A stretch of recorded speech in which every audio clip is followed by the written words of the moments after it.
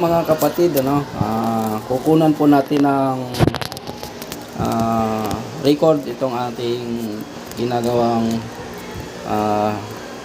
grain spoon po sa ating mushroom. Ito po ay sorghum na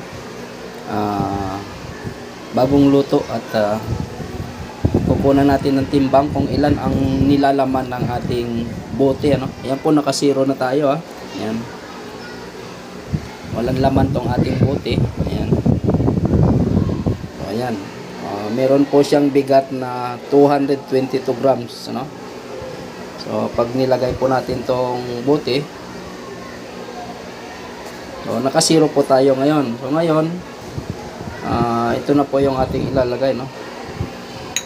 So, ito na po. Ganito po karami yung ating nilalagay ngayon. Konti na lang ang kulang para mapuno yung ating bote. So, meron po tayong 164. Ayan, 164 grams. So, ayan mga kapatid. At meron tayong nagawa ngayon na 70 bottles na ketchup. Tapos, meron din tayo dito na yung nasa lapad na sobra. Ayan. So, ganun po mga kapatid. 0-0 kanina. Ayan. Ang bote po ay ito po yung timbang ng bote.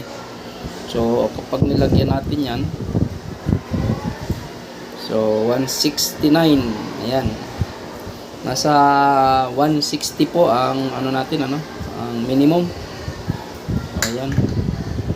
169,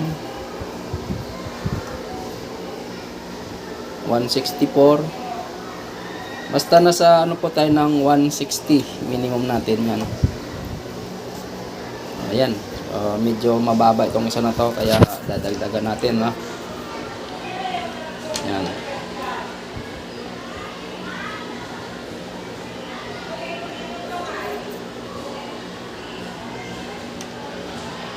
Ayan. So, ganyan po karami yung ating laman ng bote. 165, 64, ano po. Pinakang maliit na po natin yung 160. Hanap tayo ng pinaka-konting laman. Ito po, konting laman. Ayan. 155. So, 155 lagyan natin para maabot natin yung 160 na minimum. Ayan. Ayan. Ayan po. At ganyan po yung ating laman ng ating bote.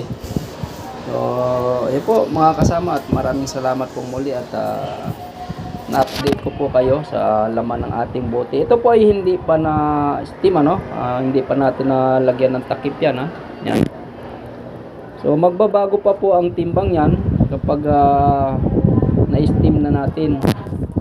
Dahil habang in-steam natin yan, magkakaroon pa yan ng konting moisture sa loob para ma-reach natin yung ating 60% moisture sa ating grains po. Ayan.